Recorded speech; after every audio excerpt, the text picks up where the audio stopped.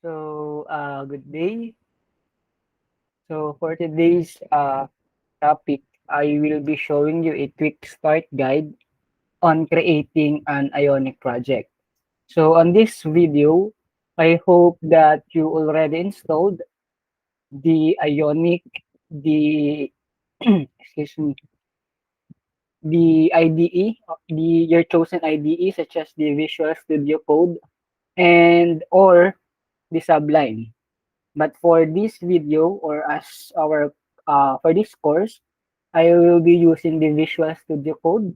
And para makasabay kayo, you can download na lang din si Visual Studio Code. And also make sure na download natin si Git at si Node.js.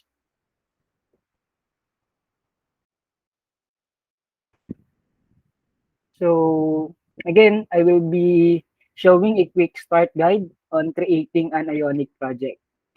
So first, open your CMD or the command prompt.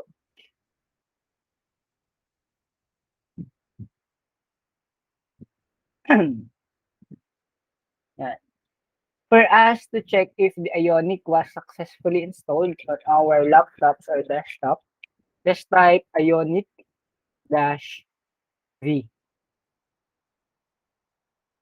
In this line, we can see if the Ionic was successfully installed on our laptop. So with this Ionic, then the version. You can see here that the version is 6.16.3. And for the Node.js, for us to check if successfully installed, we just type node.js-b.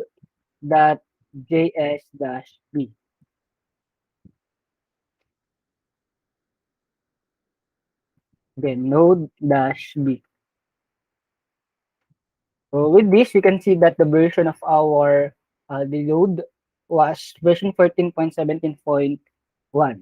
So with this, we can actually say that the Ionic and the node was successfully installed on our laptops. For you to check naman if the Git was successfully installed, you can just click on your Windows, then type git bash. If merong git bash, then it means successfully installed din si Git on your laptops. So let's start. So first step is we'll be going to the directory of our project or the target location of our project. So the first line is CD, then desktop. On this line, the CD it means uh, change directory. So my current directory is on local DC, users, and Arjun Mendoza. So for my project, for the Ionic project, gusto ko siya i-save on the desktop. So it's up to you if saan niyo siya gustong i-save. So I will be going to the desktop. So with this, makikita na natin na nasa desktop na tayo. Then after that, you can manually create a folder or an Ionic folder on your desktop. But pwede din naman dito sa CMD tayo mag-create ng project folder for our Ionic project. So to create a folder or to create a directory or a folder sa desktop for our project, just type mkdir. So mk it means make and dir it means directory. We will be making directory on our desktop. Then space, then yung name ng folder. So it's up to you kung anong pangalan ng folder. So for this example or tutorial, I will be creating project-ionic. So make directory, project name, or folder name or name of a folder, project-ionic. Then hit enter. So after that, for us to check if meron bang na-create na project-ionic on our desktop, we can go to our desktop. So this is my desktop. So I will be checking ito. So it means successfully installed yung aking folder. I mean successfully created yung project-ionic folder ko. So it means lahat ng gagawin kong project for an ionic project, dito lahat siya mag-i-store. Okay, next. So ngayon pasok naman tayo inside our created folder. So same, change directory, cd project dash ionic. Nasa loob na tayo ng ating folder. Okay? After that, we will be starting creating an Ionic application. So for that, just type Ionic space start, then uh, project name ng applications. For example, project 1. So Ionic start, mag-start ng application. Project 1, it is the name of my application. So just hit enter. And after that, you will be asked to choose a framework. For this course, for this mobile application development, we will be using Angular. So to choose between this framework, you can just hit or use your arrow keys. So again, we will be using Angular. Then hit enter. And after that, you will be also asking to choose a template. For an Ionic application, this is a good advantage of the Ionic framework kasi meron na tayong available templates. Of course, for tabs, it means it has a simple tab interface. For side menu, it has a side menu or the navigations in the application. For blank, a blank project. So it means walang available components on the template. For list, a project with a list. Okay, first up, this is a good template, an application that builds a camera with gallery. Conference, a kitchen sink applications that shows off all the Ionic has to offer. So for this tutorial, let's choose the conference.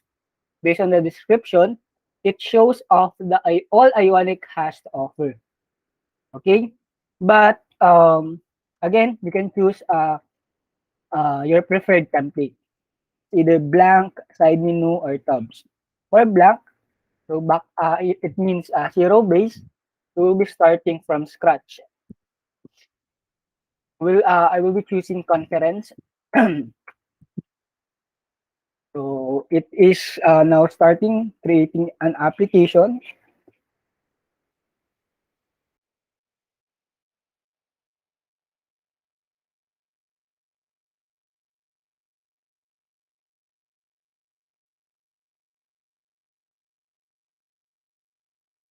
And so in creating the application or with these dependencies, it depends kung yung running time or it depends yung process on the specifications of your laptops or desktops.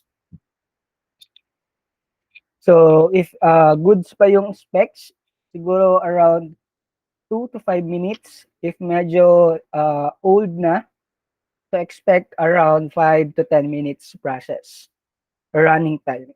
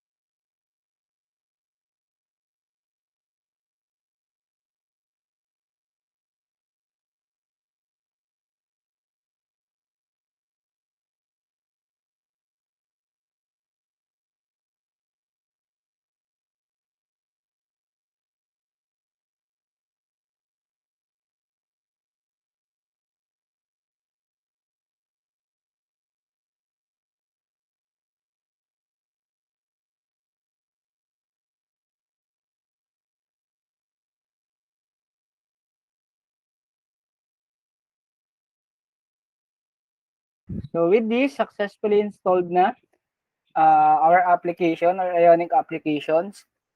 So we'll be changing our directory again to the folder of our application, which is the project one. So change directory project one. Yan. So I am now inside the project one folder or the applications. So after that, you can open the Visual Studio Code. You can just type code space dot. So with this line of code or text, it will automatically open your Visual Studio Code. Then hit enter.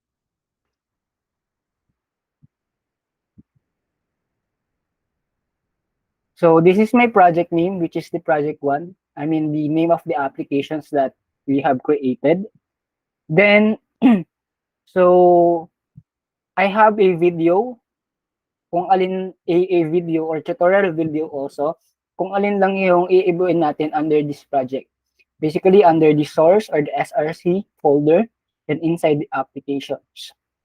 So for this tutorial, I am just showing you on how to a quick start guide on creating an Ionic applications.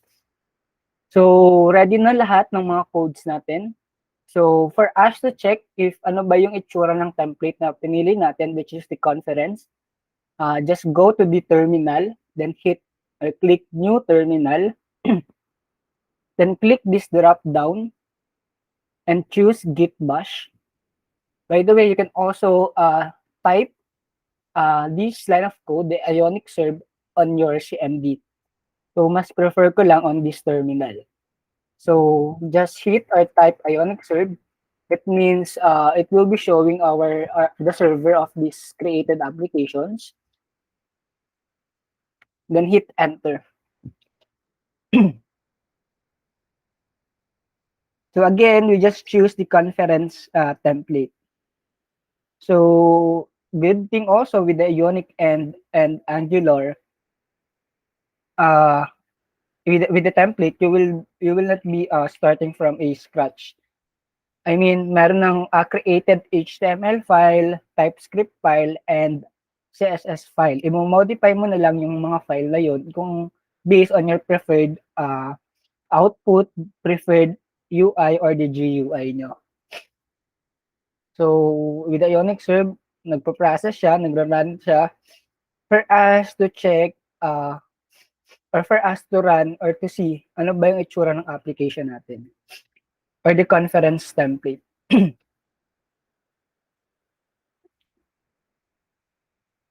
So, this is the ito yung magiging output when we choose the Ionic Serve.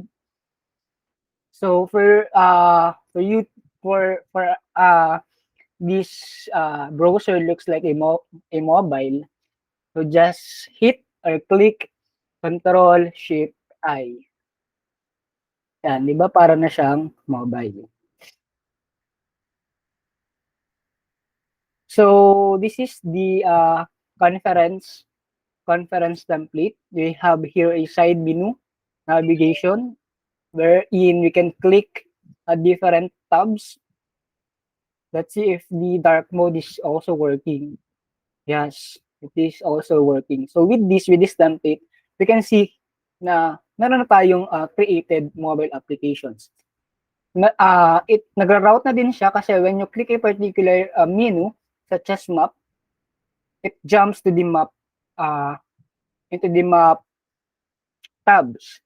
Or when we click the about, you can see from this menu, from this schedule, the URL is up tabs then schedule. When we click about, it really jump or route to the about page. So that is an example or a quick start guide on creating an Ionic applications. So again, you can choose what template, kung anong preferred yung template. You can also use a blank template for an example of a blank project. Okay. So if you have any questions, you can just message me or comment on our Google Classroom.